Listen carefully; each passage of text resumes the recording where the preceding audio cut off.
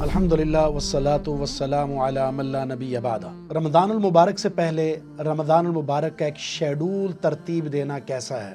یقیناً رمضان المبارک کے دن اور رات بڑے قیمتی ہیں، اور ان قیمتی اوقات کو قیمتی بنانے کے لیے اس ماہ مقدس کا شیڈول مرتب اور منظم کر لینا یہ زیادہ مناسب ہے، جس کی تفصیل کچھ یوں ہونی چاہیے کہ ہم رمضان المبارک کے ہر روز سحری کے وقت اٹھیں، اور سحری کرنے کے بعد کچھ وقت یا سحری سے پہلے کچھ وقت خاص کر لیں تنہائی کا اللہ کے لیے، کہ یہ جو سحری کا وقت ہوتا ہے یہ ایک ایسا عظیم وقت ہے جس کا ذکر اللہ نے قرآن میں اہل ایمان کی صفات بیان کرتے ہوئے فرمایا والمستغفرین بالاسحار۔ اہل ایمان سحری کے وقت اللہ سے استغفار کرتے ہیں، سب سے الگ تھلگ ہو کر، اپنے موبائل بند کر دیں، دیگر چیزوں کو چھوڑ کر آپ اللہ کے لیے تنہائی میں بیٹھ کر اللہ سے کچھ مناجات کریں۔ اس کے بعد پھر نماز فجر کی تیاری کریں، گھر میں سنت ادا کر کے مسجد میں پہنچیں، نماز فجر سے پہلے آپ قرآن کی تلاوت کریں، صبح کے اذکار کریں، نماز فجر باجماعت ادا کرنے کے بعد اسی جگہ بیٹھے بیٹھے نماز کے بعد کے اذکار قرآن کی تلاوت کریں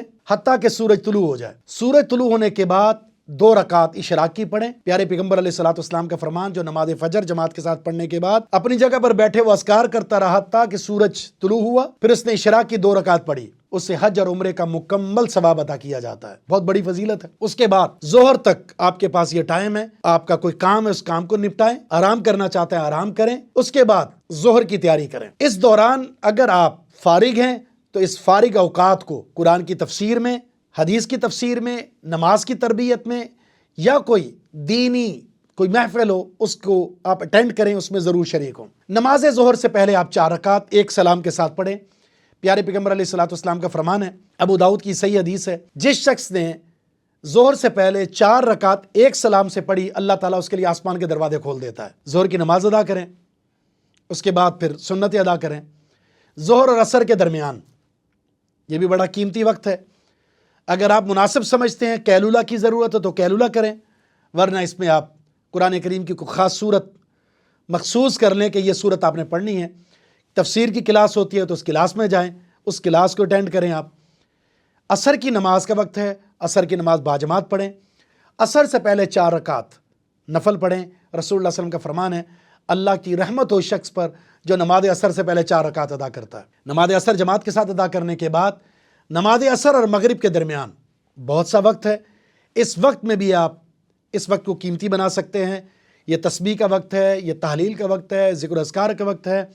اگر آپ بازار جاتے ہیں یا خواتین گھر میں افطاری کی تیاری کر رہی ہیں تو اس دوران آپ اللہ کا ذکر کرتے رہیں، تسبیح کرتے رہیں، تحلیل کلمے کا ورد کرتے رہیں، اور اگر آپ قرآن کی تلاوت کر سکتے ہیں تو کوئی خاص حصہ مختص کر لیں کہ آپ نے دن کے اندر ان اوقات میں کچھ نہ کچھ آپ نے قرآن کی تلاوت ضرور کرنی ہے۔ افطاری سے پہلے آپ، وہ خواتین ہیں یا مرد، 15 سے 20 منٹ پہلے آپ دعا کے لیے اس وقت کو خاص کر لیں۔ اگر بہت زیادہ آپ کے پاس ٹائم نہیں ہے تو کم از کم 10 منٹ یا 5 منٹ آپ مخصوص کر لیں دعا کے لیے، یہ دعا کی قبولیت ہے۔ سحری اور افطاری اس وقت اللہ تعالیٰ بہت سارے لوگوں کو جہنم سے آزاد کرتا ہے، اللہ تعالیٰ جنت کا داخلہ نصیب فرماتا ہے، تو اللہ تعالیٰ سے اس قبولیت کی گھڑی میں کچھ مانگیں۔ کھانا بنانے میں، افطاری بنانے میں، افطاری خریدنے میں، گپ شپ کرنے میں، ٹی وی دیکھنے میں، موبائل دیکھنے میں یہ وقت ضائع نہ کریں، بڑا قیمتی وقت ہے۔ آپ نے روزہ کھولا، مختصر سا کھانا کھائیں، نماز کے لیے پہنچیں، باجماعت نماز ادا کریں، اس کے بعد گھر واپس آئیں، کچھ کھانا ہے تو کھائیں، اور عشاء کی نماز کی تیاری کریں۔ عشاء کی نماز جماعت کے ساتھ پڑھیں، اور تراویح قیام اللیل امام کے ساتھ کریں مکمل۔ اللہ کے رسول کا فرمان ہے، جس نے امام کے ساتھ قیام کیا حتیٰ کہ امام کے ساتھ فارغ ہوا، پوری رات کا قیام اس کے لیے لکھ دیا جاتا ہے، گویا کہ اس نے پوری رات قیام کیا۔ تو ان اوقات کو اس طرح ترتیب دے کر اگر پورا رمضان گزار دیں، یقیناً یہ شیڈول برائے رمضان ہمارے لیے بڑا ہی عظیم بن جائے گا، مبارک بن جائے گا، اور ہم ایک قیمتی انسان بن کر اس ماہ مقدس سے نکلیں گے، اور اللہ تعالیٰ کی مغفرتوں رحمتوں کا پروانہ ہمارے لیے بھی جاری ہو جائے گا۔ اللہ ہمیں اس کی توفیق دے۔ والسلام علیکم ورحمۃ اللہ وبرکاتہ۔